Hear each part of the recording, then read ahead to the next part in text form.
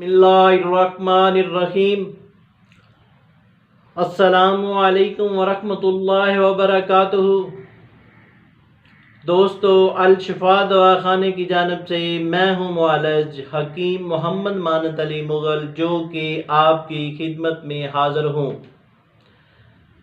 जैसा कि आपने पहले भी हमारी वीडियो को बहुत ही पसंद किया और अब हम नई वीडियो के साथ और नए नुस्खे के साथ हाज़िर खिदमत हैं।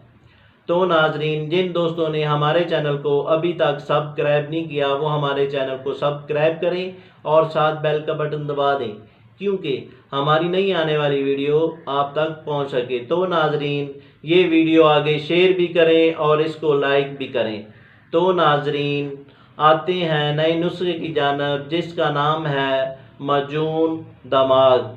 ये मजून दमाग हमारे दवाखाने का ख़ास और ख़ास नुस्खा है और अरसा 20 साल से हम तैयार कर रहे हैं और इसका कोई साइड इफ़ेक्ट नहीं है। ये मजून दमाग बच्चों से लेकर जवानों तक और जवानों से लेकर बूढ़ों तक और ख़वातीन हज़रात के लिए यकसा मुफीद है। जी नाजरीन, आज की वीडियो आप मुकम्मल देखें, क्योंकि आपको सारे नुस्खे का पता चलेगा कि ये कैसा नुस्खा है। तो नाजरीन, ये नुस्खा दर्द सर, दिमागी कमज़ोरी, सर चकराना और भूल जाना, वसवास और ख्वाब में डरना और नींद का ना आना के लिए बेहद मुफीद है और साथ साथ दिमाग में खुश्की की वजह से बाल गिरना वगैरह के लिए भी मुफीद है।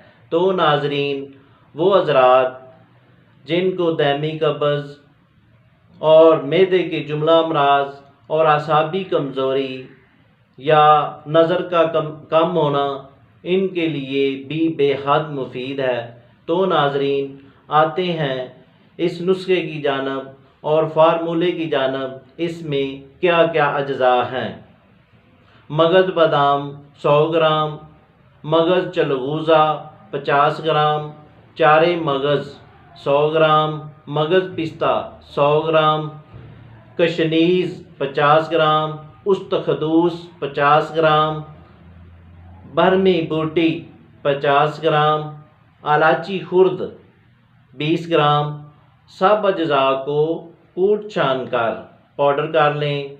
1 किलो खालिस शहद में मिलाकर इसी तरह मजून तैयार कर लें। मजून तैयार होने के बाद महफूज कर लें। तरकीब इस्तेमाल इस तरह है: 1 चम्मच टीस्पून नीम गर्म दूध के साथ खाली मैदा इस्तेमाल करें, और अगर ये मजून बना सकें तो ठीक, वगरना हमसे रब्ता करें। हम आपको TCS और पार्सल के ज़रिए ये मजून दमाग भेज देंगे। शुक्रिया।